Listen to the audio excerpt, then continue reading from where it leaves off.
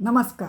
आजपासून मी लव जिहाद दबलेले भयानक वास्तव सुनीला सोवनी ह्यांनी लिहिलेलं एक पुस्तक आहे. त्याचं वाचन करणार आहे.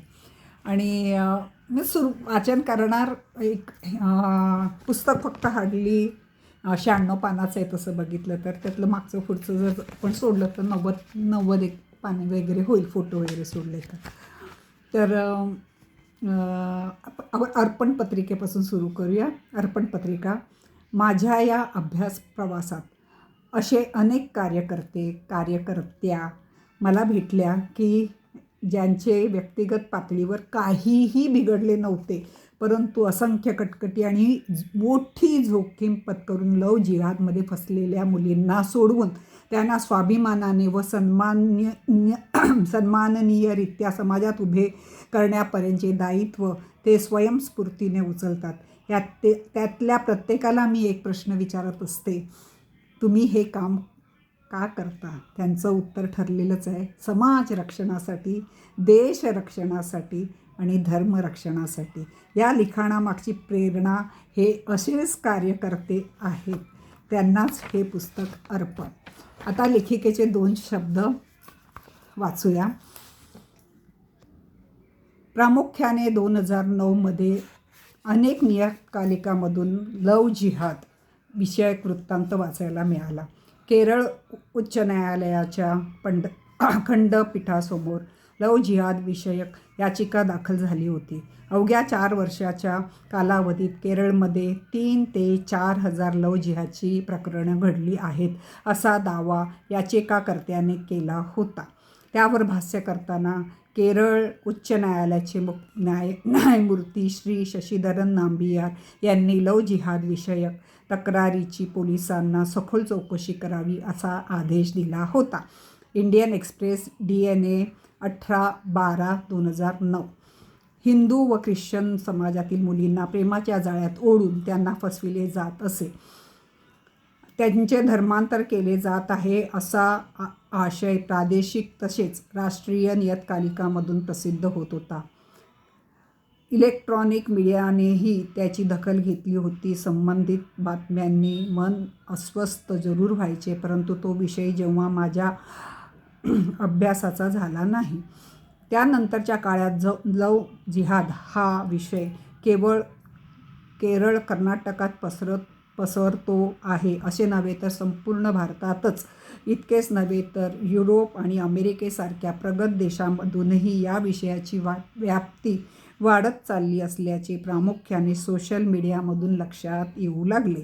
तेव्हा लव जिहाद या विषयाचे अधिकाधिक आयामांमधून अध्ययन करावे असे मी ठरवले. त्यावेळी अभ्यासाची एक विशिष्ट पद्धतही आखून घेतली. केवळ वृत्तपत्रे किंवा इंटरनेट यापेक्षा लव जिहादमध्ये प्रत्यक्षात फसलेल्या युवती आणि त्यांचे पालक, या विषयाशी संबंधित सामाजिक कार्यकर्ते व अनुषंगाने अनेक अभ्यासक अशा सर्वांच्या भेटीगाठी करणे, त्यांच्या मुलाखती घेऊन त्यांच्याशी चर्चा करणे, विषयातील जिवंत अनुभव संकलित करण्याचे मी ठरवले. त्यासाठी पुष्कळ प्रवास केला. संकलन करताना राज्य, शहरे, गाव यात विविधता ठेवण्याचा प्रयत्न केला. निवड करताना भिन्न शैक्षणिक, आर्थिक, सामाजिक घटकाचे प्रतिनिधित्व होईल ह्याची काळजी घेतली. ज्या अनेक श्रेणीच्या मी मुलाखती घेतल्या त्यात सर्वात जास्त संख्या मुस्लिम युवकांच्या प्रेमात पडून तिथले अनुभव घेऊन पुन्हा स्वगृही आलेल्या मुलींची आहे. प्रत्येकाची मुलाखत घेताना तिची पार्श्वभूमी, तिचे शिक्षण, एकूण व्यक्तिमत्व लक्षात घ्यावे लागते. त्यामुळे विशिष्ट एखाद्या साचेबद्धपणातून मुलाखती घेणे अशक्य झाले.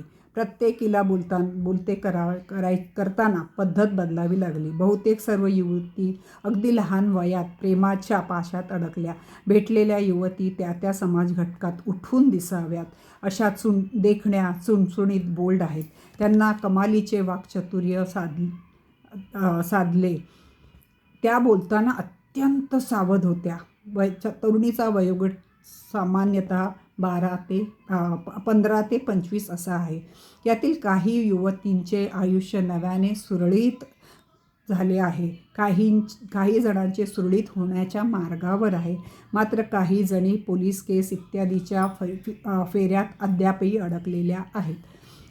विषय अत्यंत संवेदनशील असल्यामुळे प्रस्तुत लेखनात त्यांची नावे, गावे, क्वचित घटनास्थळे बदलणे मला अत्यावश्यक वाटले आहे.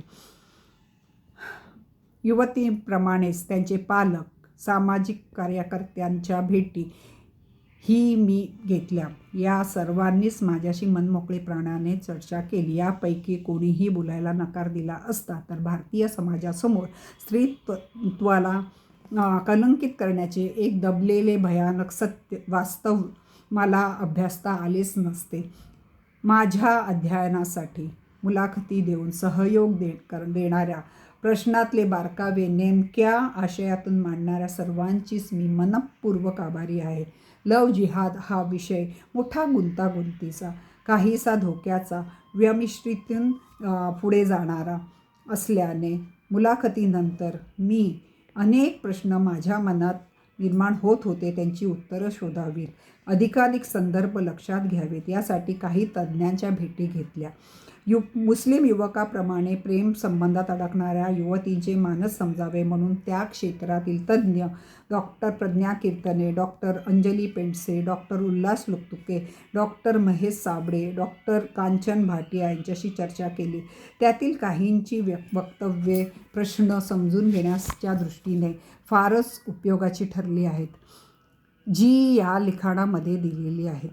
माझ्यासाठी आपला महत्त्वाचा वेळ काढून विषयामध्ये रस घेऊन दीर्घ चर्चा करणाऱ्या या सर्वांची मी आभारी आहे.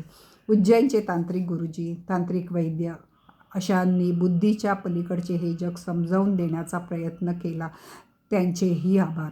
लव्ह जिहाद या गुंतागुंतीच्या विषयात मुस्लिम युवकांच्या प्रेमपाशात अडकलेल्या युवतींची फसवणूक कोठे होते आहे, कायदा त्यांना कशा प्रकारे मदत करू शकतो, या बाबतीत धर्माची भूमिका काय असते इत्यादी बाजू लक्षात घेता advocate Prasanna Hunsing, advocate Shalini Bapat, advocate Datar, advocate Aparna Ram Tirthakar अशा सगळ्यांची केलेली चर्चा माझ्या माहितीत मोलाची भर घालणारी ठरली. या सर्वांनी आपल्याकडे असलेल्या केसेसही मला सविस्तर सांगितल्या. त्याचप्रमाणे विषयासाठी उपयुक्त असे संदर्भ त्यांनी माझ्यापर्यंत पोचवले. त्यांची मी ऋणी आहे. मुलाखती, चर्चा यामधून अनेक विषय अधिकाधिक समजण्यास पुष्कळ मदत झाली. परंतु अभ्यासाला पूर्णता येण्यासाठी इस्लाममधील जिहाद ही संकल्पना समजून घेण्याची अतीव आवश्यकता वाटली. याचप्रमाणे विशेषतः लव्ह जिहादमध्ये फसलेल्या युवतींशी केलेल्या चर्चेतून इस्लाममधील स्त्रीच्या स्थानाविषयी जी माहिती कळकळ होती, त्यामुळे इस्लाममधील स्त्रीचे स्थान अभ्यासले पाहिजे असे मला मनःपूर्वक वाटले. आजवर अनेक भाषेमधून इस्लामवर, त्यातील जिहाद आणि स्त्रीच्या स्थानाविषयी पुष्कळ लिखाण प्रसिद्ध झाले आहे. परंतु तरीसुद्धा मूळ ग्रंथामध्ये काय म्हटले आहे याचा आधार घेऊन मी अभ्यास केला. या पुस्तकामध्ये प्रामुख्याने मूळ ग्रंथातील वचनाच्या आधारे मांडणी केलेली आहे. कुराणातील अवतरणे, दिव्य कुराण या सय्यद अबू आला मुद्दुदी या उर्दू भाषांतरावरून अब्दुल जब्बार कुरेशी, कुतुबुद्दीन हुसेन मनियार आणि मुबारक हुसेन मनियार यांनी केलेले सटीप मराठी भाषांतर निदाए कुराण पब्लिकेशन, मुंबई 8 जून 2009 मधून जसाच्या तशा शब्दामध्ये दिलेली आहे. प्रेषित मुहम्मदांच्या हदीसचे संदर्भ अल हदीथ या मिश्कीत उल मजबिह नामक अरबी ग्रंथाच्या मौलाना फजलुल करीम यांनी केलेल्या इंग्रजी भाषांतराच्या इस्लामिक बुक सर्व्हिस, नवी दिल्ली 2004 खंडातून दिलेले आहे. पुस्तकात आवश्यक अशा सर्व ठिकाणी संदर्भ दिलेले आहेत. शिवाय अन्य समाजात प्रचलित नसलेल्या ज्या पद्धती इस्लाममध्ये आहेत, उदाहरणार्थ मेहर या शब्दाचे त्याच ठिकाणी स्पष्टीकरण दिले आहे. इंग्रजीतील प्रचलित शब्द मी तसेच ठेवलेले आहे. वाचकांनी कृपया याची अवश्य दखल घ्यावी. सत्यान्वेषणाच्या भूमिकेतून मी या पुस्तकाचे लेखन केले आहे. हिंदू मुस्लिमामध्ये वितुष्ट निर्माण करणे किंवा कोणाच्याही भावना दुखावणे असा या लेखनाचा अजिबात हेतू नाही. उलट सर्व समाज घटकांमध्ये लव जिहादबाबत प्रबोधन व्हावे हाच हेतू आहे. आध्यात्मिक विषयातील अधिकारी, समाजचिंतक, प्रबोधनकार श्रद्धेय गोविंद देवगिरीजी यांनी आपल्या बहुव्यस्त कार्यक्रमातून वेळ काढून प्रस्तावना दिली याबद्दल मी शतशः ऋणी आहे. त्याचप्रमाणे इस्लामचे गाढे अभ्यासक डॉक्टर श्रीरंग गोडबोले यांचा आवर्जून उल्लेख करायला हवा.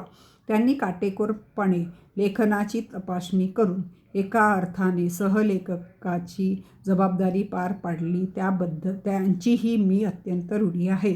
DTPच्या कामासाठी अर्चना चांदोरकर, वसुधा म्हैसाळकर, श्री गणेश पवार यांनी बहुमोल सहकार्य केले. त्यांना तसेच उत्कृष्ट मुखपृष्ठासाठी श्री गिरीश सहस्रबुद्धे यांना धन्यवाद. भारतीय विचार साधना पुणे या प्रकाशन संस्थेने पुस्तक प्रकाशनाची जबाबदारी स्वीकारली याबद्दल संस्थेच्या पदाधिकाऱ्यांची मी आभारी आहे.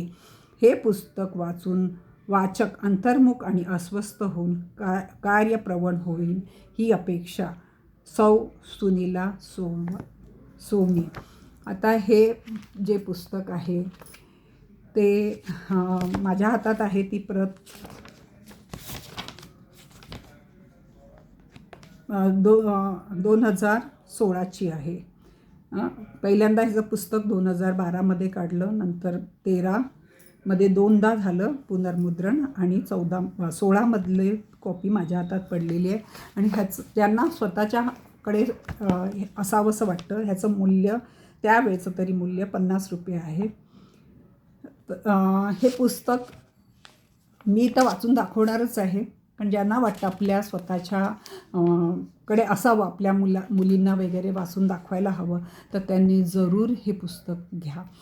तुम्ही माझं ऐकताय त्याबद्दल मी खूप आभारी आहे.